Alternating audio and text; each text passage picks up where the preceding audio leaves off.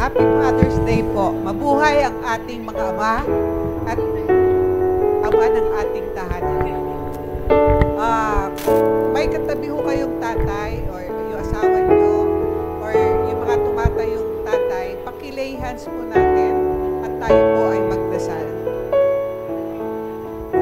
Okay. Let's pray.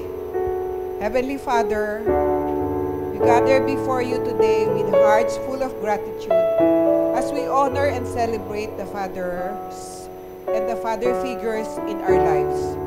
Lord, we thank you for their countless efforts, their sacrifices, and the love they pour into their families each day. We are reminded of your word in Matthew 11:28-30, where Jesus invites us saying, "Come to me, all of you who are weary and burdened, and I will give you rest. Take my yoke upon you and learn from me, because I am lowly and humble in heart, and you will find rest for your souls. For my yoke is easy and my burden is light." We lift up our fathers to you, knowing that in their weariness and struggles, they can find true rest and strength in you. Lord, we recognize that fatherhood is a journey filled with joy, challenges, and moments of self-doubt. Fathers often face the pressure of providing, protecting, and leading their families, all while dealing with their own imperfections and limitations. Yet your word assures us in Psalm 103:13-14, as a father has compassion on his children, so the Lord has compassion on those who fear him. For he knows that we are made of remembering that we are dust. You understand our frailties and extend your compassion and grace. We acknowledge that no father is perfect. They make mistakes, they fall short, and they sometimes struggle to meet the expectation placed upon them. But Lord, we stand with them, offering our support, love, and understanding. We pray that they will always remember that they can run to you in their moments of weakness and failure. Let them find solace in your promise in Isaiah 40:31. But those who trust in the Lord will renew their strength. They will soar on wings like eagles.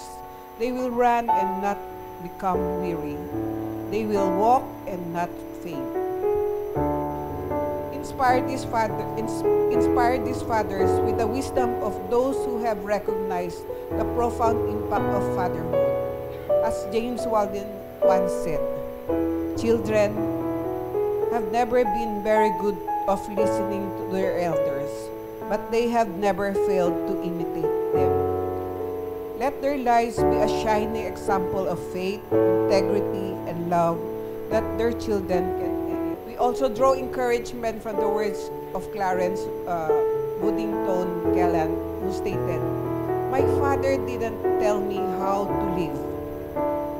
He lived and let me watch him do it." May these fathers know the power of their presence and the influence of their actions, even the simplest moments. Lord, we ask that you fill their hearts with courage, patience, and wisdom. Let them lean on you for guidance, strength, knowing that they are never alone in their journey. Remind them that their efforts, no matter how small, are significant and valued. We pray for them to be on guard, stand firm in the faith, be courageous, be strong. As we conclude this prayer, we speak a word of encouragement to all fathers.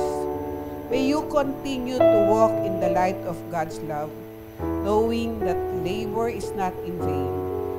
Keep pressing forward, for God is with you, guiding and strengthening you every step of the way.